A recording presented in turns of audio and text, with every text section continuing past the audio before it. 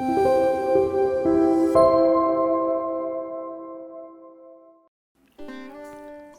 Shri Sai Ram. Shri Shirdi Sai Baba Jivita Charitra Parayan, Chapter 9.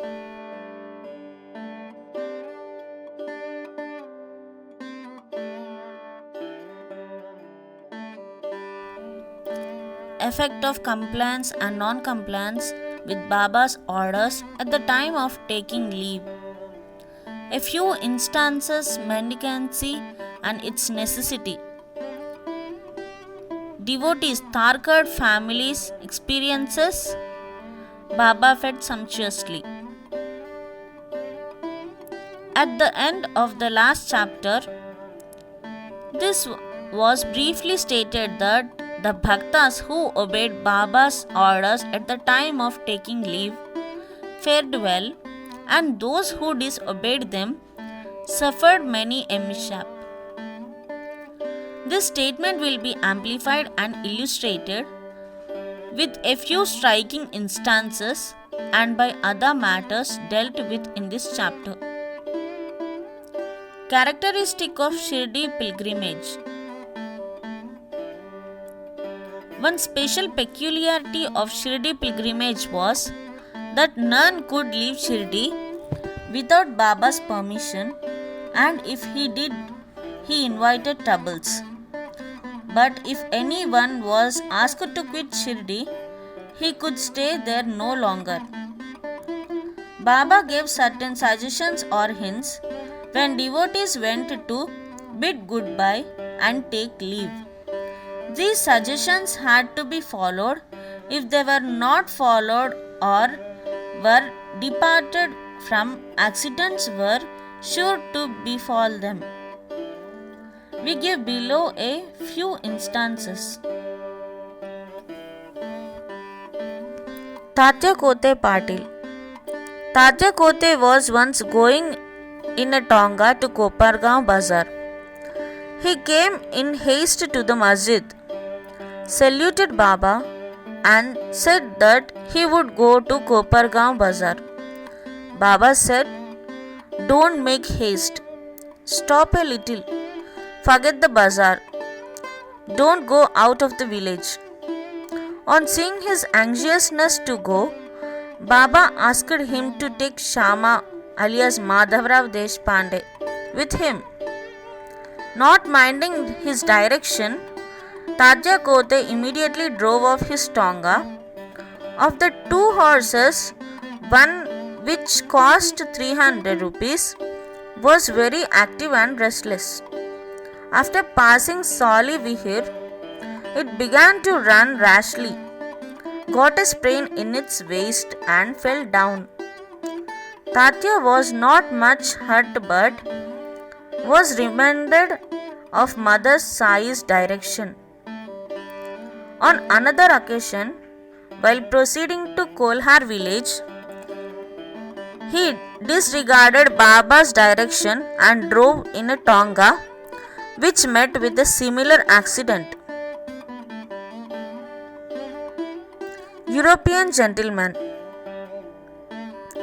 One European gentleman of Mumbai once came to Shirdi with an instructory note from Nana Sahib Chandorkar and with some object in view. He was comfortably accommodated in a tent. He wanted to kneel before Baba and kiss his hand. Therefore, he tried thrice to step into the masjid, but Baba prevented him from doing so. He was asked to sit in the open courtyard below and take Baba's darshan from there. Not pleased with the reception he got, he wanted to leave Shirdi at once and came to bid goodbye. Baba asked him to go the next day and not to be hurry. People also requested him to abide by Baba's instructions. Not listening to all this, he left Shirdi in a tonga. The horses ran all right, but when Soli Vihir was passed, A bicycle came in front, on seeing which the horses were frightened and ran fast. The tonga turned topsy-turvy, and the gentleman fell down and was dragged over some distance. He was immediately rescued but had to go and lie in Kopargaon hospital.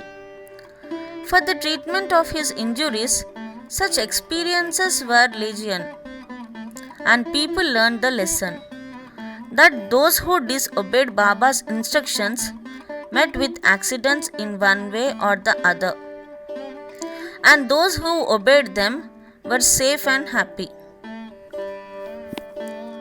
The necessity of mendicancy. Now, to return to the question of mendicancy, a question may arise in the minds of some that if Baba was such a great personage God manifest, why should he have taken recourse to begging bowl throughout his life? This question may be considered and replied from two standpoints. First point, who are the people who have a right to live by the begging bowl? Our Shastras say that those persons who, after getting rid of or becoming free from the three main desires, like progeny, for wealth, and for limb, and accept sannyas, are the fit persons to live by begging alms. They cannot make cooking arrangements and dine at their home. The duty of feeding them is laid on the shoulders of householders. Sai Baba was neither a householder nor vanaprastha. He was a celibate sannyasi, that is, sannyasi from boyhood. His firm conviction was that the universe was his home. He was the Lord Vasudeva, the supporter of the universe and the imperishable Brahma. So, he had full right to take recourse to begging. Second point. Now, from the standpoint of Panchasuna, 5 sins and their atonement, we all know that in order to prepare foodstuffs and meals, the householders have to go through 5 actions or processes, like Khandani pounding, Peshani grinding, Udakumbhi washing pots, Marjani sweeping and cleaning, Chulli lighting hearths. These processes involve destruction of a lot of small insects and creatures, and thus the householders incur sin. In order to atone for his sins, our Shastra prescribe 6 kinds of sacrifices like Brahma Yajna, Veda Dhyanan, offerings to Brahman or the study of the Vedas, Pitri Yajna, offering to the ancestors, Devi Yajna, offerings to the gods, Bhuta Yajna, offering to the beings, Manushya Atiti Yajna, offerings to men or uninvited guests. If these sacrifices enjoined by the Shastras are duly performed, the purification of their minds is effected, and this helps them to get knowledge and self-realization. Baba, in going house to house, reminded the inmates of their sacred duty. And fortunate were the people who got the lesson at their homes from Baba. Devotees' experiences.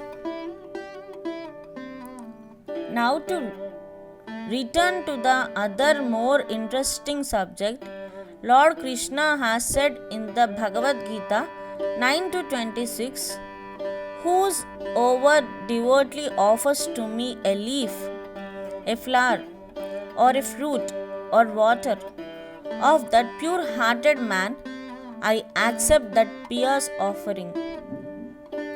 In the case of Sai Baba, if a devotee intended really same, Baba reminded him or his friend about the offering and made him bring it to him and then accepted it and blessed the devotee. A few instances are given below. Tharkad family, father and son. Mr. Ramachandra Atmaraman alias Baba Saheb Tharkad, formerly a Pradhana Samajist, was a staunch devotee of Sai Baba. His wife and son loved Baba equally or perhaps more. It was once proposed that Master Tharkad should go with his mother to Shirdi and spend his summer vacation there. But the son was unwilling to go, as he thought that in case he left his home in Bandra, the worship of Sai Baba in the house would not be properly attended to as his father. Being a Pradhana Samajist, would not care to worship Sai Baba's picture. However, on his worship, father's giving an assurance under oath that he would perform the worship exactly as his son was doing. The mother and the son left for Shirdi on a Friday night. Next day, Saturday, Mr. Tharkad got up early, took his bath, and before proceeding with the puja, prostrated himself before the shrine and said, Baba, I am going to perform the puja exactly as my son has been doing, but please let it not be a formal drill. Saying no, he performed the puja and offered a few pieces of lump sugar as Naivedya offering. The sugar was distributed at the time of the lunch. That evening and next day, Sunday, everything went on well. The following Monday was a working day and it also passed well. Mr. Tharkad, who had never performed puja like this in all his life, felt great confidence within himself that everything was passing on quite satisfactorily as per the promise given to the son. Next Tuesday, he performed the morning puja as usual and left for his work. Coming home at noon, he found that there was no prasad, sugar, to partake of. When the meal was served, he asked the servant cook, who told him that there was no offering made that morning and that he had completely forgotten to perform that part of the puja offering Naivedya. At this, he left his seat and prostrated himself before the shrine, expressed his regret at the same time, chiding Baba for the want of guidance in making the whole affair a matter of mere drill. Then he wrote a letter to his son stating the facts and requested him to lay it at Baba's feet and ask his pardon for his neglect. This happened in Bandra at about Tuesday noon. At about the same time, when the noon Aarti was about to commence in Shirdi, Baba said to Mrs. Tharkad, Mother, I had been to your house in Bandra with a view to have something to eat. I found the door locked.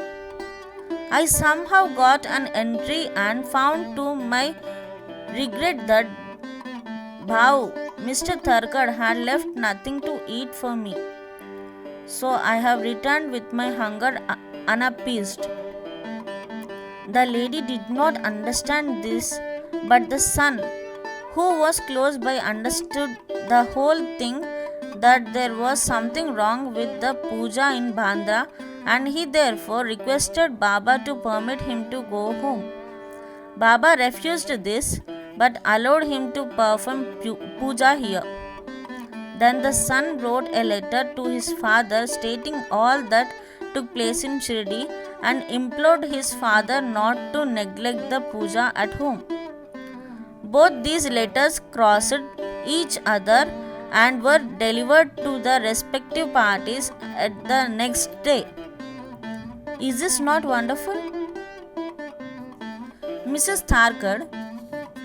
Let us now take up the case of Mrs. Tharkad herself.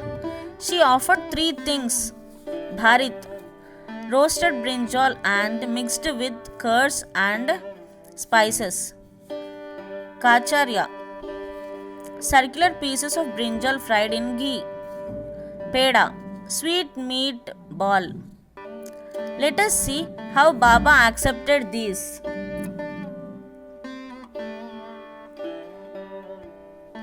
Once Mr. Raghuvir Bhaskar Purandare of Bandra, a great devotee of Baba, started for Shirdi with family. Mrs. Tharkad went to Mrs. Purandare and gave her 2 brinjals and requested her to prepare bharit of one brinjal and kacharya of the other. When she went to Shirdi and served Baba with them, after reaching Shirdi, Mrs. Purandare went with her dish of bharit to the masjid. When Baba was just sitting for meals, Baba found the bharit was very tasty, so he distributed it to all and said that he wanted kacharya now. A word was sent to the Radhakrishna Mai that Baba wanted kacharya. She was in a fix as that there was no season of brinjals. How to get brinjals was the question. When an inquiry was made as to who brought the bharit, it was found that Mrs. Purandare was entrusted with the duty of serving kacharya. Everybody then came to know the significance of Baba's inquiry regarding kacharya and was wonderstruck at Baba's all-pervasive knowledge. In December 1915, one Govind Balaram Mankar wanted to go to Shirdi to perform the obsequies of his father. Before he left, he came to see Mr. Tharkad. Then Mrs. Tharkad wanted to send something with him to Baba. She searched the whole house but found nothing except a peda, which had already been offered as Naivedya. The boy Govind was in mourning. Out of great devotion to Baba, she sent the peda with him, hoping that Baba would accept and eat it. Govind went to Shirdi and saw Baba but forgot to take the peda with him. Baba simply waited. When again he went to the Baba in the afternoon, he went empty-handed without the peda. Baba could wait no longer and did ask him straight, "What did you bring for me?" Nothing was the reply. Baba asked him again. The same reply came forth again. Then Baba asked him the question, "Did not the mother, Mrs. Tharkad, give some sweetmeat to you for me at the time of your starting?" The boy then remembered the whole thing. He felt abashed, asked Baba's pardon, ran to his lodging, brought the peda and gave it to Baba. As soon as Baba got it in his hand, he put it into his mouth and gulped it down. Thus the devotion of Mrs. Tharkad was recognized and accepted. As men believe in me, so do I accept them, was proved in this case. This is from Gita, chapter 4 to 11. As it was proved. Baba fed sumptuously how. Once Mrs. Tharkar was staying in certain house in Shirdi. At noon meals were ready for and being served. When a hungry dog turned up there and began to bark, Mrs. Tharkar got up at once and threw a piece of bread, which the dog gulped with great relish. In the afternoon, when she went to the masjid and sat at some distance, Sai Baba said to her, "Mother, you have fed me sumptuously. My famished pranas, life forces, have been satisfied. Ever act like this, and this will stand you in good stead. Sitting in this masjid, I shall never speak untruth. Take pity on me like this. First give bread to the hungry and then eat yourself. Note this well. She could not understand at the first the meaning of what Baba said. So she replied, Baba, how could I feed you? I am myself dependent on others and take my food from them on payment. Then Baba replied, eating that lovely bread, I am heartily contented and I am still belching. The dog which you saw before meals and to which you gave the piece of bread is one with me. So also other creatures, cats, pigs, flies, cows, etc. are one with me. I am roaming in their forms. He who sees me in all these creatures is my beloved. So abandon the sense of duality and distinction and serve me as you did today.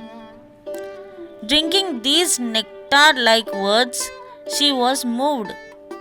Her eyes were brimmed with tears. Her throat was choked and her joy knew no bounds. Moral: see God in all beings is the moral of this chapter. The Upanishads, the Gita and the Bhagavad all exhort us to perceive God or divinity in all the creatures. By the instance given at the end of this chapter and the other numerous to mention, Sai Baba has practically demonstrated to us how to put the Upanishadic teachings into practice.